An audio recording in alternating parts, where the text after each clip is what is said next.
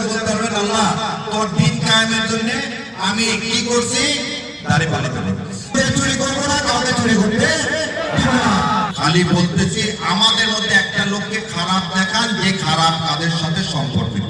আমরা ভারতীয় আধিপত্যবাদের বিরুদ্ধে, আমরা এদেশের মতো মাথা উঁচু করে দাঁড়াবো। দাঁড়িয়ে পাল্লা যদি ভোট না দেয় কি উত্তর দেবেন? শেখ মুজিব জান্নাতে নিয়ে যেতে পারবে? পারবে না। তাহলে কে জান্নাতে নিয়ে যেতে পারবে? আল্লাহ সুবহানাহু ওয়া তাআলা। আর আপনি যে অ্যাটলিস্ট কবরে যা বলতে পারবেন আল্লাহ তোর দিন কায়েমের জন্য আমি কি করছি?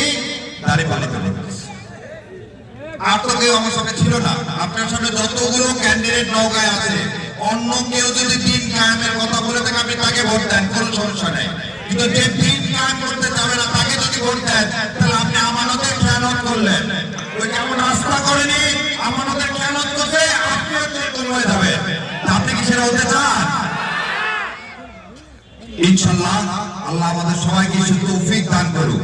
জয় পরাজয়ের মালিক আল্লাহ, জয় পরাজয়ের মালিক আল্লাহ। এবং আল্লাহ আমাদেরকে সেই ভার দেয় না যে ভার আমরা বহন করতে পারি না। সূরা বাকারার শেষ আয়াতে বলতেছে কেউ ভোট চুরি করতে আসলে সেটা প্রতিহত করবো, নিজে চুরি করবো না, কাউকে চুরি করতে দিব না। কোন সাদাবাদে এখানে আর কোন বাংলাদেশে ঠাঁই থাকবে না। আবার একটা জিনিস বলি, গত 15 বছর সাহেব সাহেবকে পালায় কোথা দিয়ে কি কোথা পালায় গেছিল, কিন্তু যে আজকে বলতেছে যে আমরা গুরুত্ব, সে কিন্তু 17 বছরে দেশে ছিল না। শোনেন, ভালো বাবা মার সন্তানরা সবসময় ভালো হবে কোনো মানে নেই।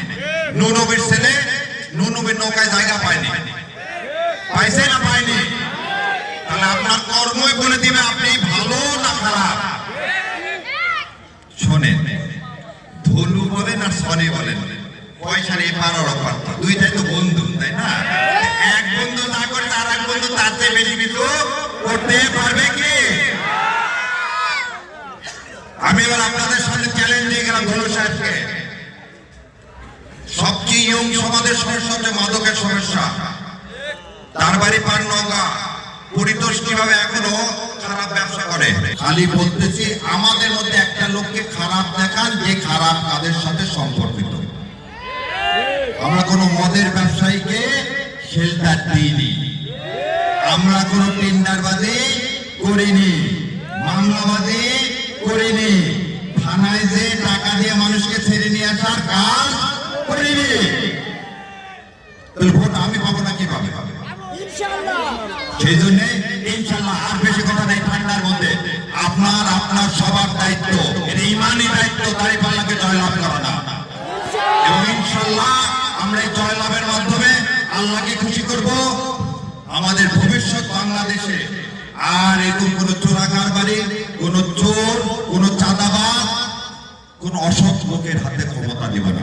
এবং শেষ কথা বলি, যদি অসৎ লোকের হাতে ক্ষমতা দেন তাহলে আল্লাহ কি বলছে, যে যেরকম তার নেতা হবে সেরকম। আমরা কি খারাপ? আমরা খারাপ, তাহলে আমাদের নেতাকে খারাপ বানাবো কেন?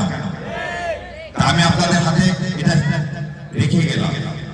আপনার সন্তান যেন না বলতে পারে তুমি খারাপ নেতা চুজ করছো, সেজন্য আমার ভাগ্যের আজকের এই নির্মম পরিহাস।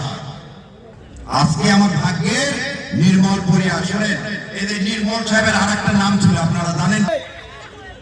আমরা ভারতীয় আধিপত্যবাদের বিরুদ্ধে, আমরা এদেশের মতো মাথা উঁচু করে দাঁড়াবো। আমার ক্রিকেট খেলার জন্য আমি মুসলমান বলে ইন্ডিয়াতে খেলতে পারবো না, আর সেই মুসলমান যারা এই বিষয়ে কথা বলবে না তাদের ভোট দেবে, এর চেয়ে নাফরমানি কিছু হতে পারে না। ইনশাআল্লাহ দাঁড়িপাল্লাকে জয়যুক্ত করানো আমাদের সবার কি দায়িত্ব, ইমানি দায়িত্ব।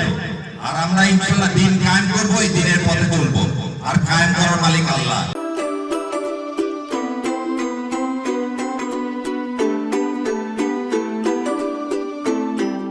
From Nestlé.